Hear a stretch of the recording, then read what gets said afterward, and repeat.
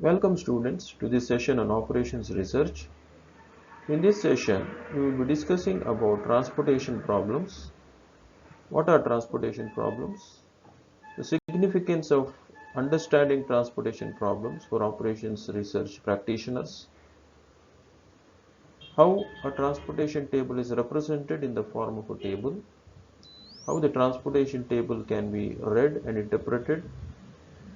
And what are the steps involved in solving a transportation problem.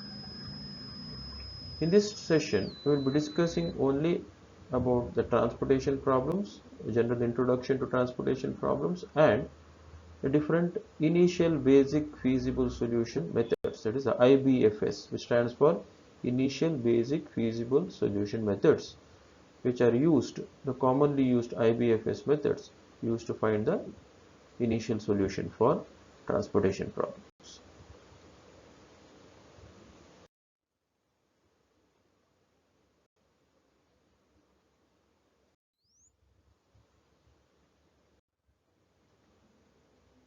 Steps for solving transportation problems. Step 1 is to formulate the problem and construct a transportation matrix using the given data. Usually, often organizations face this problem of, say, transportation. Say, whenever there is a function of logistics involved, there is transportation.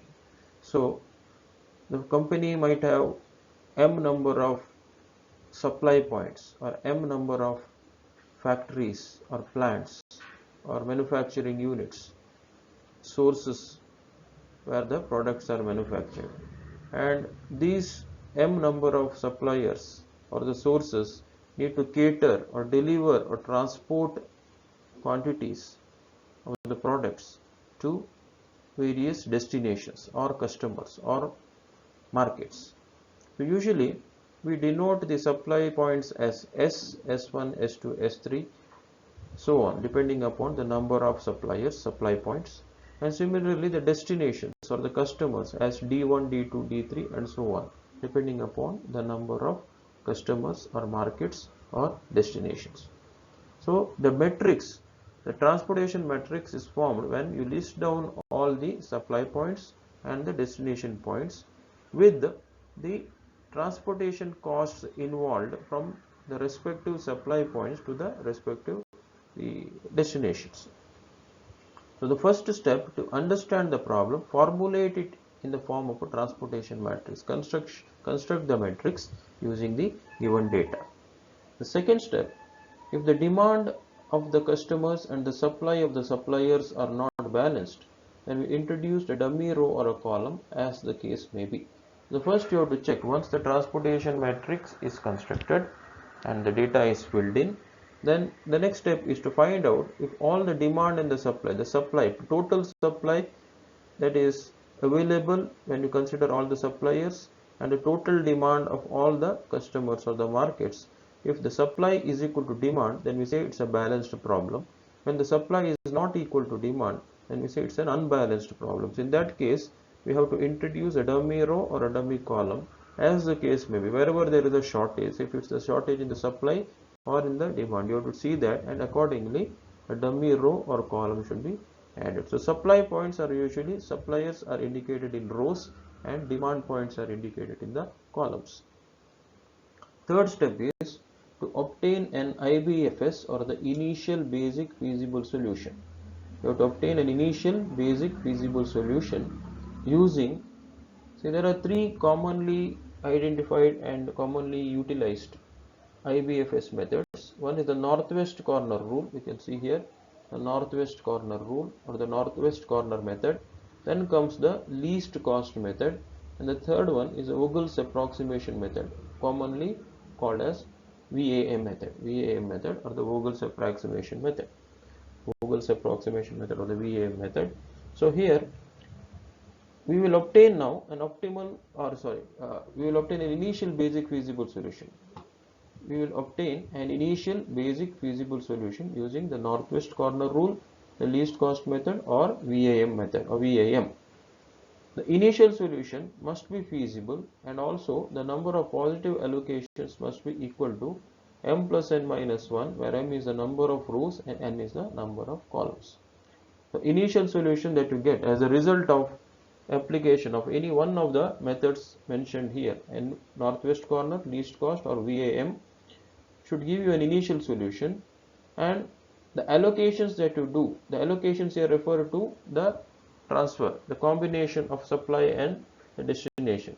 Those allocations must be equal to m plus n minus 1 condition, where m is the number of rows or the number of suppliers and n is the number of columns or the number of destinations.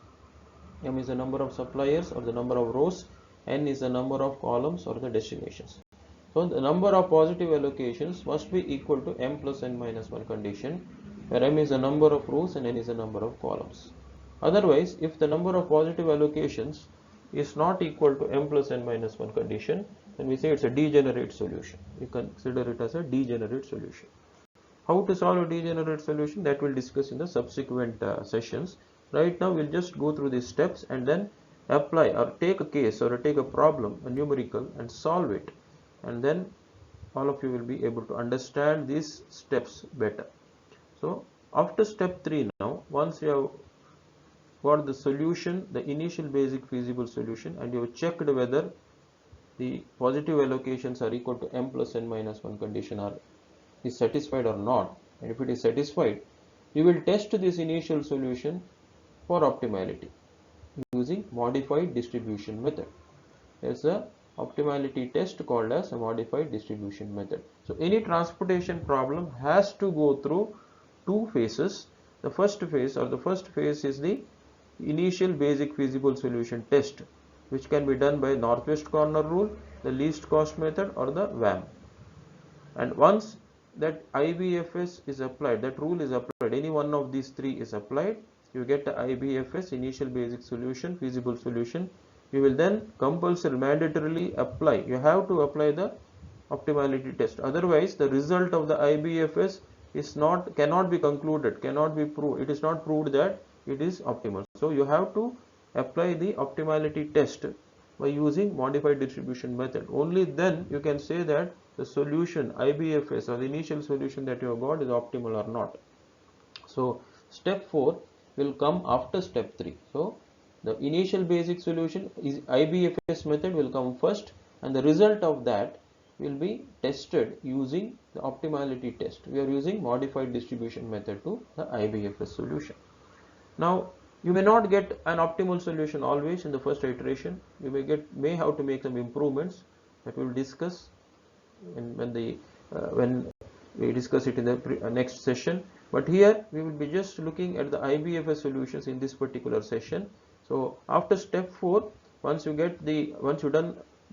do the optimality test, you have to update the solution. Keep on updating the solution.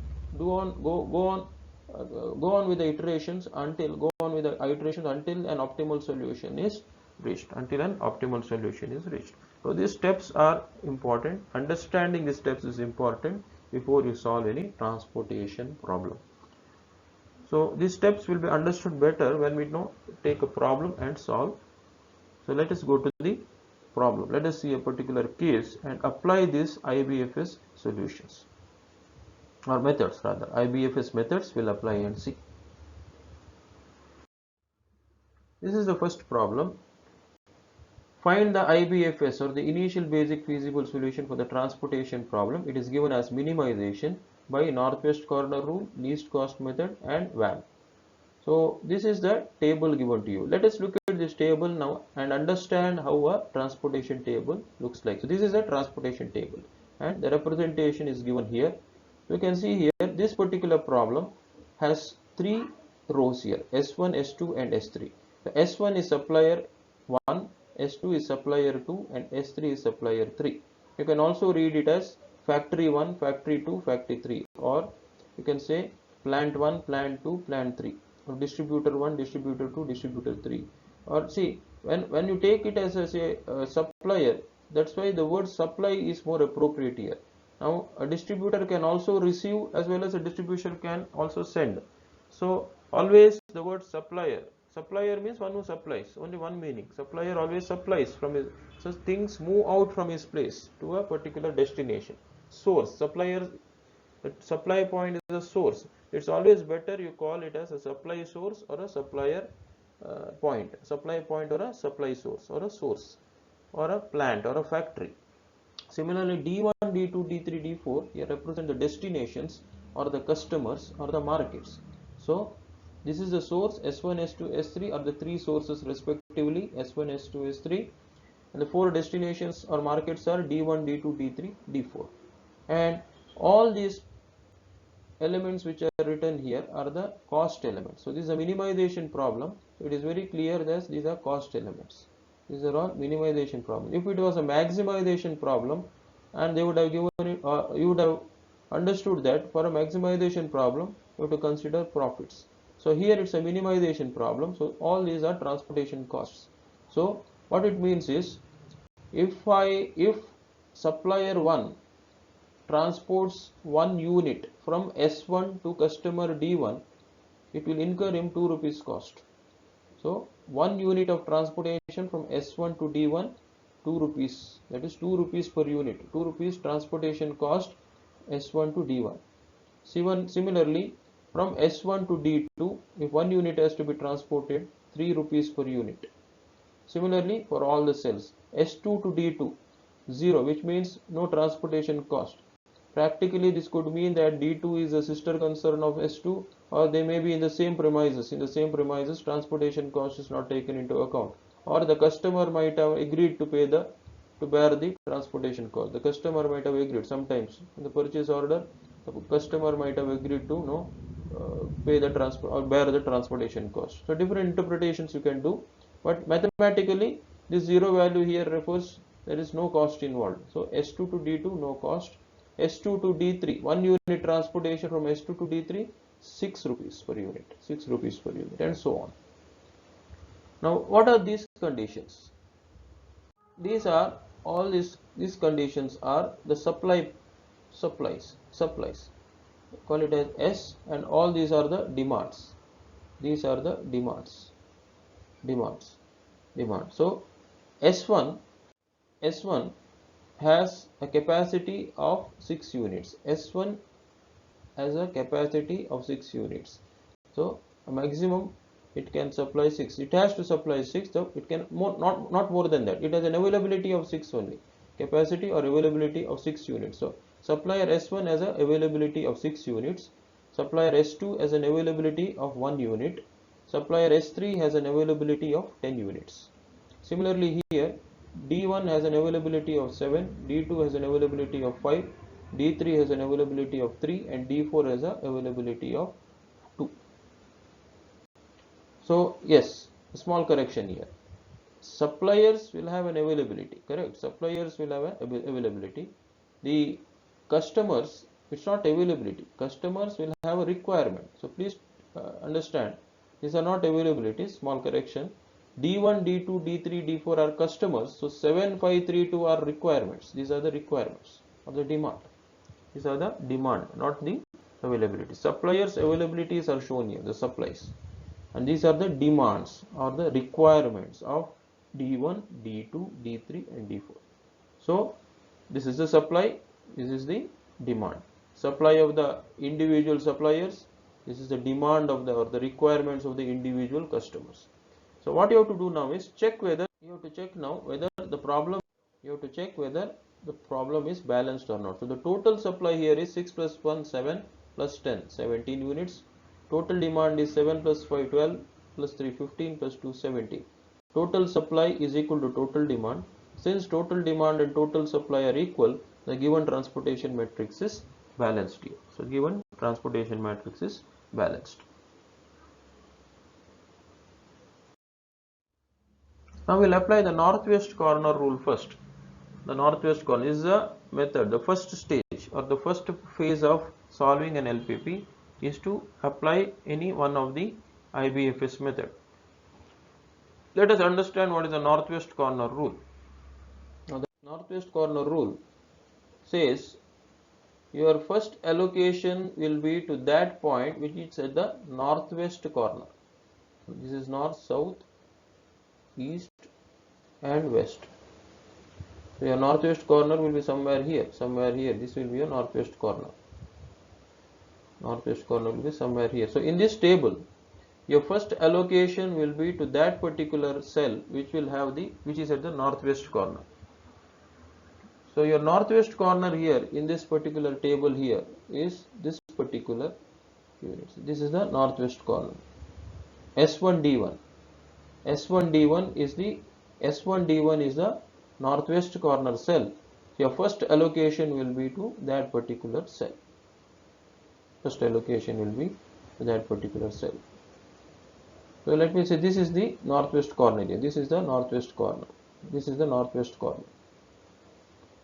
Now how much will you allocate to this now? Now your first allocation according to the northwest corner rule will go to the northwest corner cell, and you just check now. Just check. This particular cell, supplier has an availability of 6. The customer here has a requirement of 7. So all 7 cannot be catered. D1's all 7 requirement cannot be satisfied by supplier S1. Only 6 of them can be given. So we find out what is the row condition. Row is 6. Row constraint, rim condition is 6, and the column rim condition is 7. The lowest of these two is 6. So 6 units will come into this particular cell. 6 units will come into this cell. 6 units will come into this cell. So if 6 units come into this cell, supplier S1's entire capacity is utilized. Supplier S1's entire capacity is now utilized. So you will not consider this particular row again, because the entire availability of S1 is fully satisfied. He cannot supply more now, extra. So now what happens? Your next allocation will go to the northwest corner of the remaining cells. So in the remaining cells, you can see here this particular S2D1. S2D1 will be now the northwest corner. S2D1 will now become the northwest corner. So you can see what is the maximum that can be given there? 1 unit. Only 1 unit can be given here, because you can see here out of these 7, already 6 were given to SD1. So only 1 was remaining. That one you are supplying to S2D1. So 1 unit you have supplied now to S2D1. What happens with this? Now your entire column, D1's entire requirement of 7 is now satisfied. At the same time, S2 also, supplier S2's entire capacity is fully utilized now. Now what is left is S3D2, S3D3 and S3D4. Now the northwest corner is S3D2, and you can see here in S3D2, D2 has a requirement of 5 and S3 has a capacity of 10. So you can maximum allot only or allocate 5 units here, 5 units here, 5 units here. So which means this particular entire requirement of D2 is now fully satisfied. D2's entire requirement is fully satisfied. S3, D3 and S3, D4 are now left. Next northwest corner is S3, D3. Now the requirement there, see, out of this 10, already 5 is supplied, so only 5 are remaining. And you can see here in S3, D3, the northwest corner, you can now supply 3 units, because D3 has a requirement of 3. D3 has a requirement of 3. So even this is now fully, customer D3's requirement is also now fully satisfied. What is left? S3, D4. So the remaining 2, the requirement of D4 will be catered by the two remaining quantities of S3. Capacity 2 is left, S3's capacity of 2 is left unutilized. So D4's requirement of 2 units will now come from S3's that leftover 2 units. So this will be your result of the northwest corner rule. Northwest corner rule. This is the result of your northwest corner. You can see here the initial basic feasible solution obtained from northwest corner rule is, you can see, you can always see, please make a distinction here. These are the cost elements written on the right hand corner. Small pockets or small pockets have been made in the right hand corner. These are the transportation costs. Please keep in mind, these are the costs. These are the costs. Whereas these are the quantities. These are the quantities. They are the quantities. These are the quantities. Okay. Now in this table, initial basic feasible solution, all the allotments are done. All the allotments are done, and you can see here from S1, supplier S1 to D1 6 units, S1 to D1 6 units, S2 to D1 1 unit, S3 to D2 5 units, S3 to D3 3 units, and S3 to D4 2 units. So the total cost, transportation cost here will be 2 into 6 plus 1 into 1 plus 8 into 5 plus 15 into 3 plus 9 into 2. That will be rupees 116. So total cost is given here. But the total number of filled cells is 5. You can see 1, 2, 3, 4, 5. 5 filled cells. Since total number of filled cell is less than m plus n minus 1 condition. M is 3 here, 3 rows. M is the number of rows is 3, n is the number of columns 4. 1, 2, 3, 1, 2, 3, 4. You are not considering the rim conditions here as rows or columns. Only the actual supplier and the destination points you will consider. 3 suppliers, m is equal to 3, 4 destinations. 4 destinations, so 4 columns. So total number of filled cells is 5. Since total number of filled cells is less than m plus n minus 1, IBFS solution by northwest corner rule method is a degenerate solution. And m is the number of rows in the matrix and n is the number of columns in the matrix. Now if it is a degenerate solution, you cannot apply modified distribution method here, which is the next phase, optimality test. So there are certain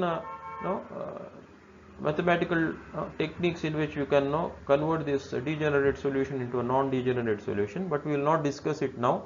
In this session, our topic will be based on the initial basic feasible solution. So we will stop here and conclude that the IBFS obtained from northwest corner rule is given here. The allocations are given: S1 to D1 6 units, S2 to D1 1 unit, S3 to D2 5 units, S3 to D3 3 units, and S3 to D4 2 units, and total Z value or the total cost is rupees 16.